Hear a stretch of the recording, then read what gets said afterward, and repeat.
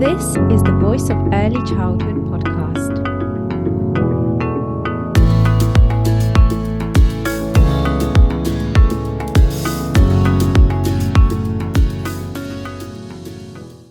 Hi everyone, welcome to the Voice of Early Childhood podcast. My name is Angelica. I am your host, and today I'm joined by Laura Hughes.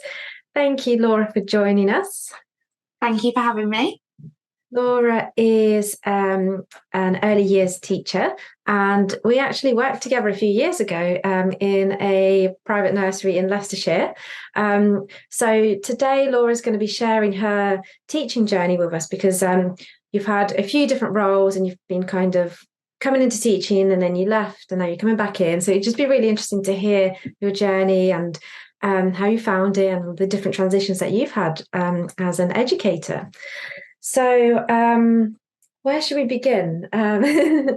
Maybe kind of give us a little context of where you started off, I guess, like from the very beginning. So I graduated from De Montfort University with QTS in 2009. And I went on to do my NQT year in a school in Bedford.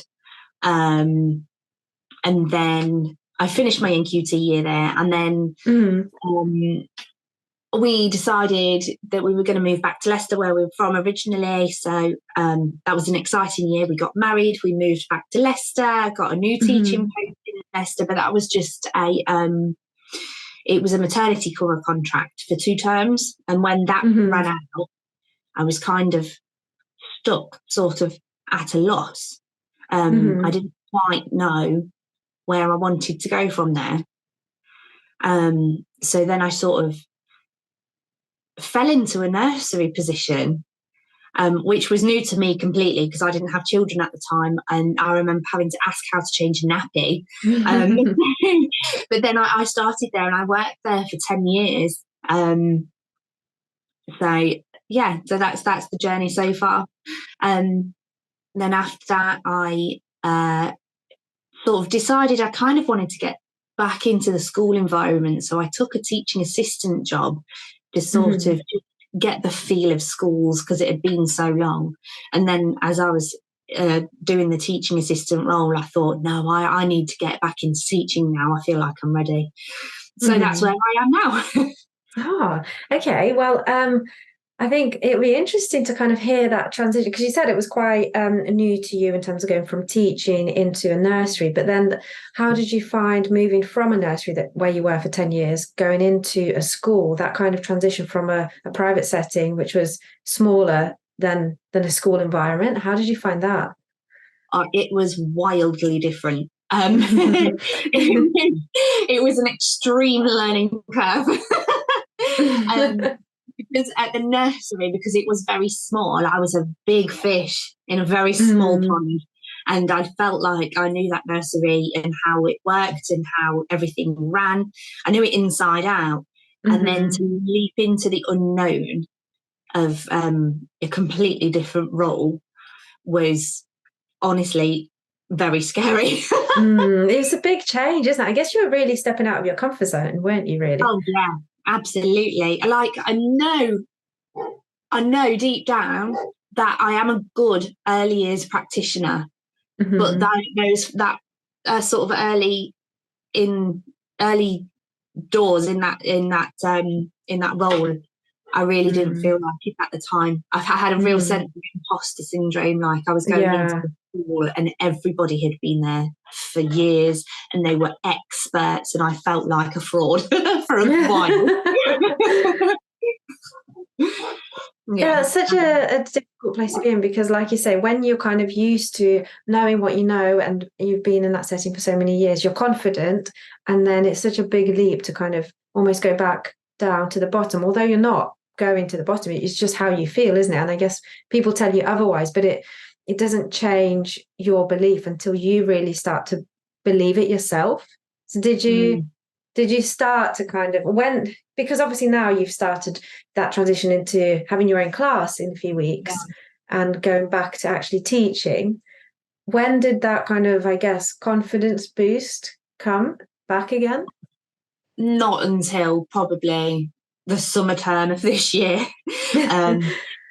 Honestly, the team that I worked with at the school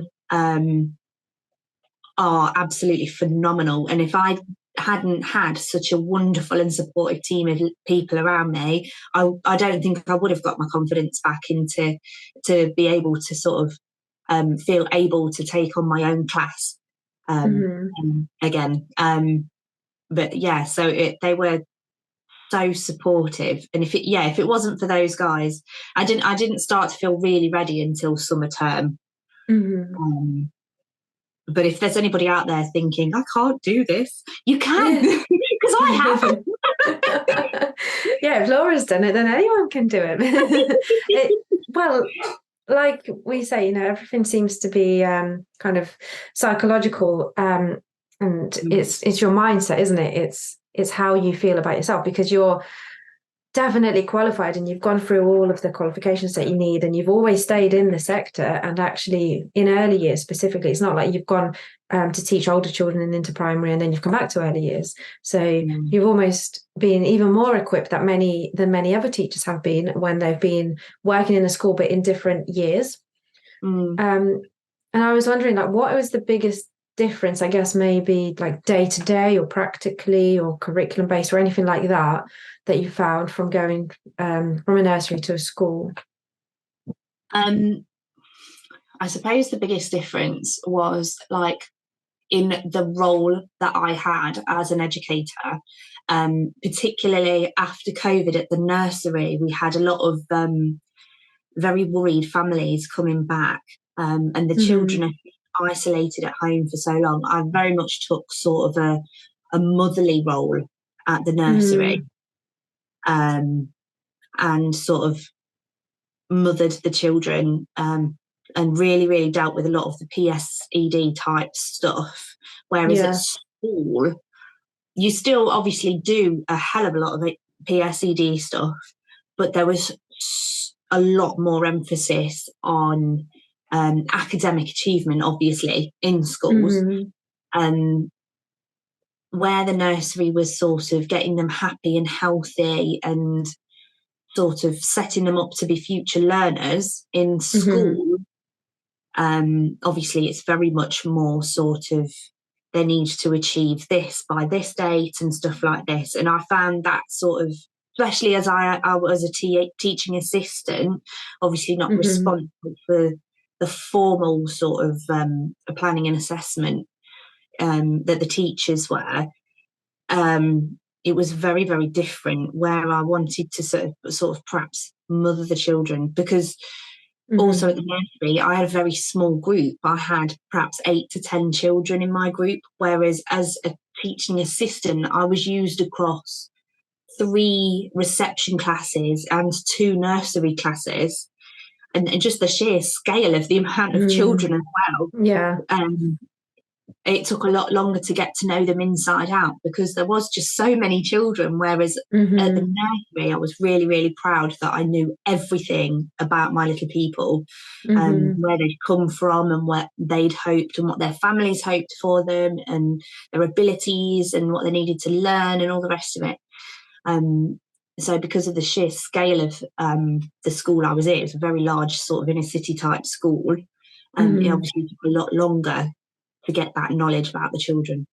And I guess day to day as well, you're not really spending that much time with each individual child and getting to know them like you would in a smaller class or in a smaller group. I guess it does take away from getting to know that unique child and that kind of building of relationships, especially when the school day is also shorter than a day in like a private nursery. Because I remember when we worked there, it was a long day, wasn't it? It was like 8 or 6, and some settings are open even longer than that. But whereas a school day, you'd only see your children between like 8:30 and 3:30ish, and then the lunch breaks and the breaks in between as well. You're not always spending good quality time with them. And also the flexibility of having my little group of children at the nursery, obviously in a school, there's a lot more sort of structure and stuff. Like we're going to learn phonics, and then it's going to be this time, and then it's going to be this time. Whereas at the nursery, I was very much. I would often say to the children, right, what should we do now? Let's take a vote, and we'd perhaps go outside, or we'd perhaps go up. We had a yurt as well. That was my space in the nursery. I had my own yurt, and we often chose where we were going to go. Whereas that was a real learning curve at school, where I wasn't able to just go with the children. Just really truly follow their interests and just go with the flow of the day. You kind of had to stick more to the school routine. Yeah, definitely. Yeah. And it's the whole school routine, isn't it? Not just your class routine where, okay, you've got to do like phonics at this time and maths at this time, but you could, I guess, be flexible within that and have like the pedagogy that you want to have in your classroom, but not really, because you're governed by the whole school. And if you have to go to assembly or lunches are always at a specific time, you can't kind of be flexible there. Yeah. And the sort of becoming part of a much bigger sort of organisation. Sometimes I found that a little bit overwhelming. Even like sort of with the social side of things, like walking into the staff room and not knowing everybody because it's school, it can be really intimidating. Especially me, I'm a bit socially awkward sometimes.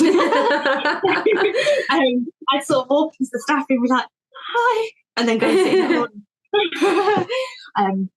But sort of, I'm hoping with my future role, like to sort of slot in a little bit faster and learn a little bit quicker how sort of the wider school works. And how you can kind of really fit in with it, because it does affect your work with the children, because any kind of anything that you experience as an educator in terms of like your own well-being and confidence and mental health, that really impacts on the children and families, doesn't it?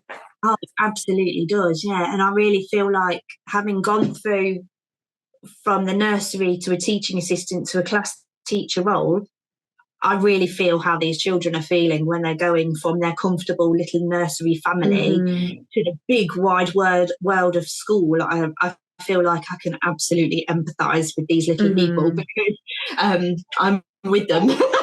Yeah. And as I was saying before we started the podcast, we always talk about transitions for children, but we never really talk about transitions that educators go through. And actually we do, as educators, go through a lot of different transitions of coming into one role and going to another role and going back and forth. And like you say, it really does help us really tune into those children and empathise with them. Yeah, definitely. And it's made me be really conscious of sort of the well-being and the mental health side of things for the children and myself. So much so that I've got a little notebook, and I've been writing every time I've had a thought, like 3 o'clock in the morning, I've had an idea. A lot of it is about sort of my well-being and mental health as a practitioner, things that I can do for myself, and also because I'll have a class LSA for us as a team, and then also for the children. So what does what does LSA mean?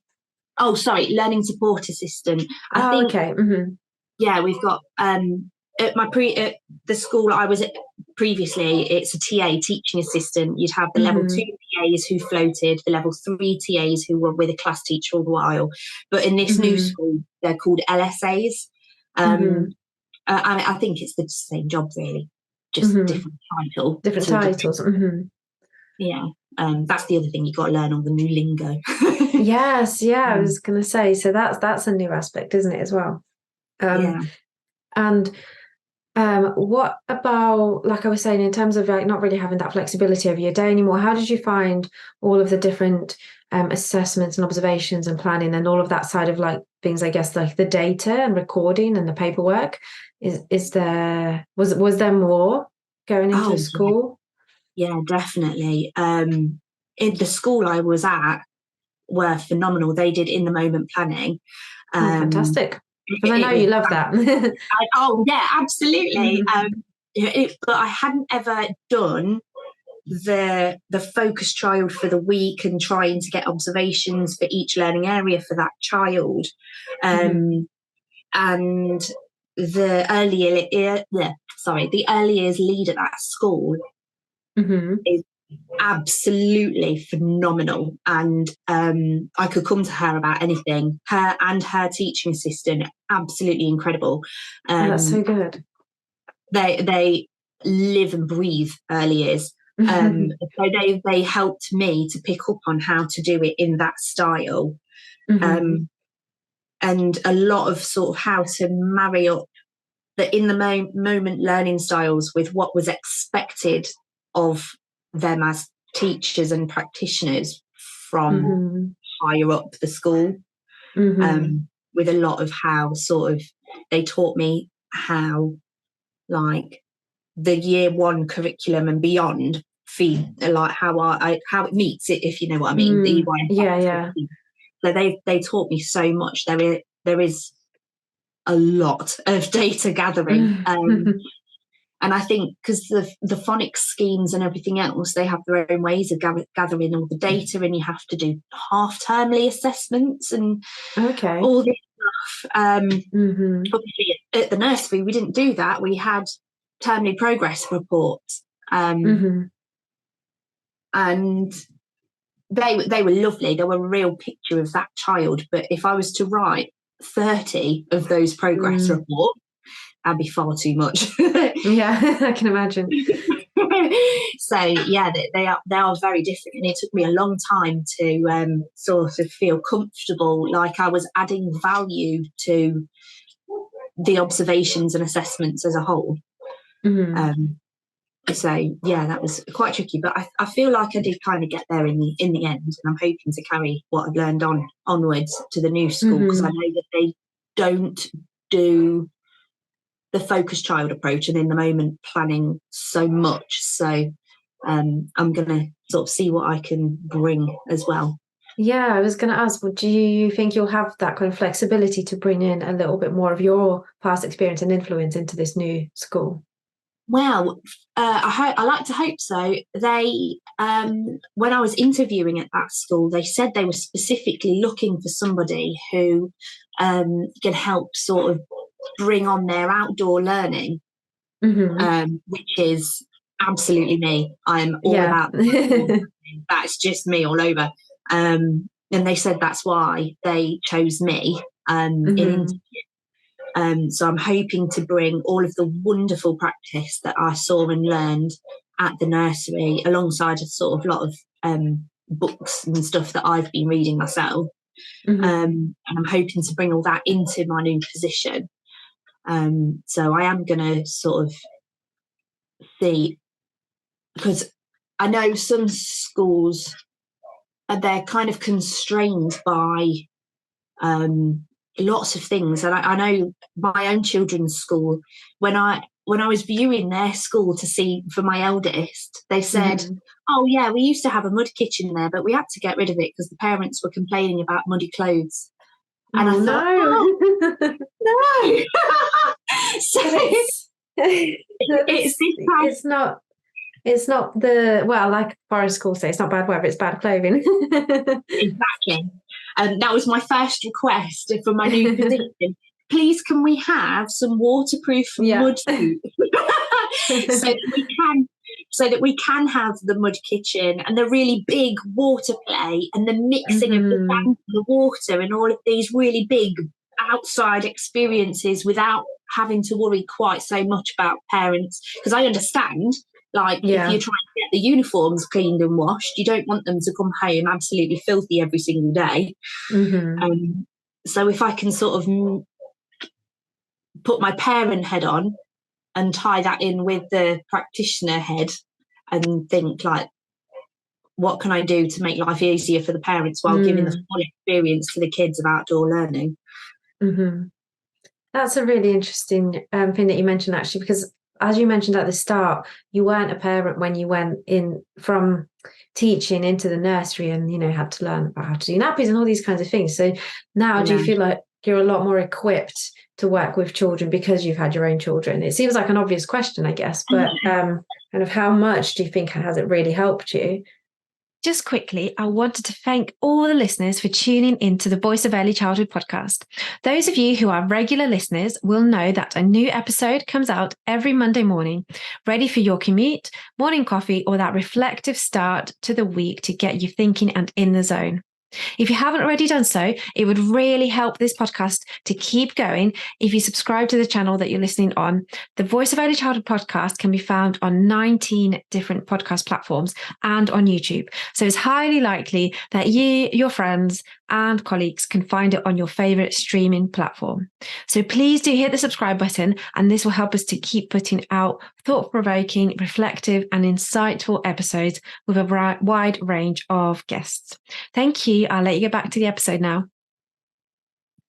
For me personally, becoming a mum has been a massive influence on how I am as a practitioner. I know lots and lots of people who haven't got children of their own, who are outstanding practitioners. But for me, I don't think I was until I had children, because it gave me that sort of being able to look on the flip side of things. Whereas before I might have said, what are they complaining about? Sending them home in dirty clothes. Of course they're dirty. They're at nursery. They need to just get on with it.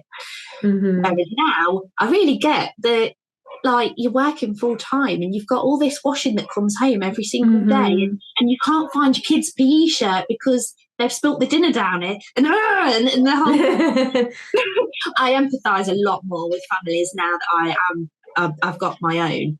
And I think when I started, I think this is why I struggled at the beginning with teaching. I think when I did my NQT year in those 2 terms as a maternity cover contract teaching, I wasn't mature enough and I wasn't worldly wise enough, and I didn't know how to interact with adults because I felt like I was basically a child in my own head. And I think going from there to the nursery and learning and being with these people, I learned so much about the world, not just early years education, but how to work with a very different range of people and outside agencies, and how to build relationships with parents. And I feel like I got all of that at the nursery, and now I feel ready to step out of the nursery and sort of bring that into a teaching position now. And I think a lot of it is down to having my own family. And also the ladies I worked with at the nursery, there were 2 of them, and they were both like my mummy. They were my work mums, and they taught me lots as well. It's so important to have a good team around you, isn't it? I guess, like you mentioned, the working in the nursery, but then also working in the school that you did recently, where you said the practitioners were really outstanding and supported you with the paperwork side of things. I guess it really does show how vital it is to be able to have people that are really supportive and also that you kind of click with as well. Yeah, definitely. The team of ladies that I've just left, I don't think I've ever worked with such a sort of cohesive team where everybody is on exactly the same wavelength, and they all approach things in the same way. And also, if you're having a really bad day for whatever reason, you can just I need a cuddle and then support you through everything. And I think that's so important to sort of find the place where you fit in, and not fit in, but sort of like you can slot into the team and you're all thinking along the same lines. So I think that's really important. So if you feel like you're not happy where you are because of the team that you're with, there probably is a team out there. You've just not found them yet. You've not found your family. Yes, not found your people. And I guess it does really relate to the way that children feel as well when they transition and step into a new setting. So like now you'll have a whole new class of children, won't you? What, like about 30 children coming in? Yeah, I've got 27 children, 15 boys and 12 girls. And I've been because my school that I'm going to has been shut for the last 2 weeks. So I've been having like thoughts pinging around my head of how to sort of bring them together as a family from the very beginning. Because I know a lot of them have come from the same settings into my class. So there's groups of children who are moving up together, which is lovely. It's really nice. But I've been thinking about ways to sort of bring them together as a class, where they like spending time with each other and where they gel. So I've been really racking my brains about that and sort of looking up stuff. So I suppose the first step is with the classroom. I'm going to try and make it sort of homely and stuff like that. I'm itching to get into my classroom now. I bet. I was just going to ask, have you got lots of ideas in terms of like how the environment is going to be set up and all the resources and spaces? Yeah, part of my notebook, my ideas notebook, I've written down every idea that I've magpied from every setting that I've been to, all of the outstanding bits of practice, and all the wonderful stuff that works in the learning environments that I've been in. And I've been gathering. I think this is the thing for early years practitioners. They gather stuff. Like, yes. I'm going to use it. I don't know how I'm going to use it, but I'm going to use it. It will definitely come in handy. Yeah, next to me, you can't see it, but I've got a stack of bags that are waiting to get into the classroom. Everything from silk flowers to bunting to interesting boxes that I've found. And yeah, so that's going to be the job from now until September, just cultivating in my classroom. Oh, the children are going to love it, really exploring all the different pieces and new materials, and also like things that some adults and parents would certainly see as just rubbish. But then, you know, they're really putting all their curiosity kind of and creative and STEM skills into practice, creating new things. I'm absolutely mad for things like heuristic play and loose parts, all of which the knowledge I got from the nursery. I'm absolutely mad for that sort of thing. So I've been sort of gathering. When I walk the dogs, you can probably hear them barking downstairs. When I walk the dogs, it's always interesting finding pine cones and stuff to just gather, bring. And in terms of the children kind of being part of creating their own environment and gathering things, is that going to be something that you plan in as well? Because I know that is kind of very in the moment, so I guess you kind of bring that in a little bit as well, of making them feel part of this space too, so it's like their own space. Yeah, definitely. The school I'm going to is sort of quite in a rural kind of setting, and they've got lots and lots of open grounds and parks and stuff near them. That's so good. It's wonderful. There's a pond down the hill at the bottom, and it's just a beautiful setting. So I'm hoping to implement like a treasure shelf where children can, when they find like a really cool stone, or like when they bring you the dandelion that they picked on the way to school, somewhere where we can celebrate these treasures together. And it's got its own special space rather than just kind of like, I'll put it on my desk and then it kind of gets brushed away and it's forgotten. Yeah. I want to bring like so that they can feel like that we all value their contribution, sort of thing. Like that's we all so lovely. Like the treasure that they found is treasure for everybody to have a look at, sort of thing. So I'm hoping to sort of bring that in to that classroom. Just need to find the right shelf. It will probably be a very big shelf in the end, a very long shelf. It will keep growing. And I was going to say as well about, because I remember when we worked together, we were both passionate about ensuring that children have the space and time to finish off what they're doing and their activities and creations instead of putting things away. And actually in a school, I guess that's more difficult because you've got all these different activities and sessions and transitions and phonics and lunch and break and all of this. How do you feel you're going to kind of manage that in terms of like the tidy up time and putting things away? Well, I was thinking sort of a happy medium between putting everything away and also I quite often like to say pause the game, pause what you're doing. We can come back to it later.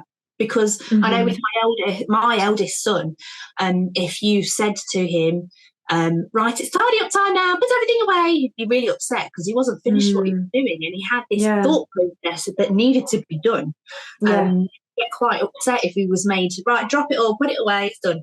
So I'm hoping to find a happy medium between perhaps saving things that they're in the progress of. I'm going to need another shelf, aren't I? Yeah, definitely.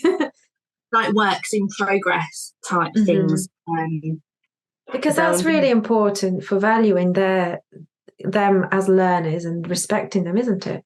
Absolutely, yeah. And I feel like it almost doesn't send the right message to say, right, time's up, put it all away. Your work was put it away. It doesn't matter now, yeah. Yeah.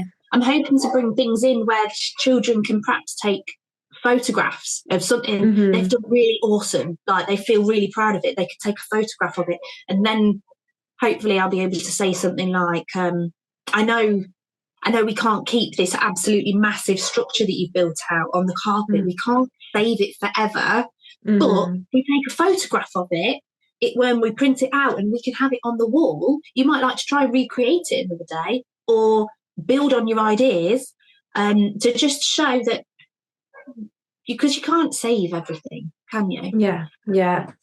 The practicalities of it, you can't really save everything. But and I guess they're also learning that they need to negotiate as well, and not always kind of have their way, because they can't just take up all the resources and all the space. Somebody else wants to use it, and you'll have to kind of break it down. So it is really teaching them that kind of cooperation and negotiation. Yeah, I think there's a real balance there to be had, especially because I think like children perhaps at home are able to leave these huge structures out, so that they might find it challenging in a school environment to say, actually, no, you can't, because we all need to come and sit on the carpet now, and your amazing build taking up the entire carpet. So hopefully by sort of preserving what they've made by photograph, or even getting them to draw it or something like that, hopefully that will sort of stop any sadness or ill feeling from having to put it all away. And I guess thinking about how we as adults would respond to something like that would really help, because many practitioners may not even consider that. So like if we as an adult would be told to just like suddenly stop what we're doing, and then move on to something else, we would find it quite difficult, because actually we usually have our own time to kind of transition out of one activity into another. Like we're reading a book, we finish off the page we're on or whatever, instead of someone just grabbing it out of our hands and saying, right, that's it, go and make dinner now. So it's really considering, I guess, again, like I mentioned earlier, children's rights, which is something that's really important to me, and looking at those power dynamics in the class as well, especially in a classroom where you have got, I guess, more of those power dynamics with the formality of it, and like the teacher and the children, and perhaps even how families feel as well. Maybe the parents or carers that come into the class and pick their children up, maybe some of them feel not kind of as confident as they would picking a child up from nursery, because now they've got a teacher in front of them, and they feel like it's a lot more kind of hierarchical. Is that something that you kind of have experienced in terms of working with parents and families? The school that I have just left, where I was a teaching assistant, is in a very deprived area of Leicester, where the team of staff I've just left have worked so hard to build the relationships with the parents, because there was a lot of where the parents had felt it's us versus them with the school, because the parents had these really negative experiences of school as children themselves. So they came with their children to school with the whole like, well, you guys are the posh teachers and we're just them off the estate. You think you know better than me about my child, and all of this sort of really negative attitudes towards school, where the the teachers that I've just left have really tried to get the parents to see them as sort of co-teachers with the children. Yeah. Like, they're all working together, and really tried to break down that divide. I guess sometimes it's hard for the parents to feel on the same level, because they just don't, if they haven't had the same kind of opportunities in life, or they've not taken the same opportunities, and they do feel like, I guess, almost vulnerable speaking with people who perhaps may have got an educated background or have got a certain job, and it's not always, I guess, up to the parents or the carers to feel differently, but the educators to really think, okay, how can we make them feel more comfortable? Because it's, that whole thing about hard to reach parents, it's not always the parents and carers that are hard to reach. Maybe it's the educators who are not kind of reaching them in the right way and not communicating in the best way, perhaps, that is required. Just like we do tune into the children, we also need to tune into their families. Absolutely. I think knowing where the children are coming from and their family background, and not just who they live with, but their wider family background, sort of the contextual information around that child, is absolutely crucial to me, because you might, like, the child might come to school and they are absolutely exhausted, and unless you know that actually they've got a new baby at home that's keeping them awake all night, or daddy's on the night shift and so they've really struggled to settle, or anything else that's happening at home, even down to sort of they come in and they're in a really foul mood, the child is just really, the walls are up and they're just not engaging.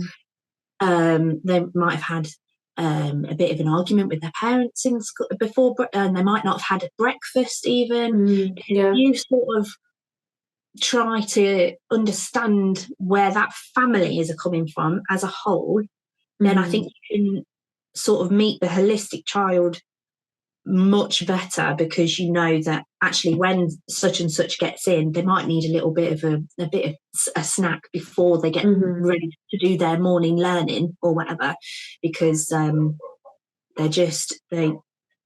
come from a very rushed house and they've not had time, or something like that. I just think that's so important, and something that I saw a lot in the school where I've just left. And in terms of your new class, how are you going to be able to get to know the children and families? Because it is so many children, isn't it? Do you feel like that is a challenge for you because of what you're used to in terms of having smaller groups of children to get to know? See, at the nursery, the parents or carers were able to drop off their children and collect them when it suited them. So often it would be, I would take my key child out, have a quick chat with the parents on drop off and collection. So I felt like I really got to know them and their background and where they were coming from. Whereas in a school, that's going to be so much harder, because there's going to be 27 of them all dropping off and all collecting at the same time. So I think I'm just going to have to try to make myself as available as possible during those times. Let parents know that if they can't talk to me at collection or drop off, to make an appointment. Like, I'm always free for a chit chat, any concerns or anything changes or anything like that. So it's kind of less formal as well, just more of a chat rather than like a parents' evening or an email or a meeting. Yeah, definitely. I want to put myself across as approachable for sort of anything, really. If they're struggling at home with a behaviour, or even sort of, like when children come to school and their parents say, well, they don't eat at home and I'm worried about them eating at school. Even things like that. I want the parents to see me as, we can talk to Mrs. Hughes about anything and she'll be able to give us information or signpost us towards information. Very much the same as at the nursery, really. That's how it was there. So I just... Yes. So being as approachable as possible, I guess, and really being on the parents or carers level rather than kind of appearing as someone who is kind of hard to reach, I guess, as an educator, hard to approach. I want them to think that I'm on their side, because I am on their side, because you can't not be. If you want to get the very best out of the children, you need to be on the parents' side, because they want their child to do the best they can, and so do I. So we're all working together towards the same goal. Yeah, definitely. Yeah. Oh, well, Laura, thank you so much for coming on. It's been really interesting hearing your journey and kind of the different insights in terms of kind of what to expect as well with your new role. So yeah, thank you so much for sharing this this time and the space with myself and all of our listeners. It's been really lovely. Oh, thank you for having me on. It's been lovely. And our listeners can find Laura's article on the voice of early childhood, and I'm sure we'll hear from you more again. Yeah, definitely. Thank you very much. Thank you.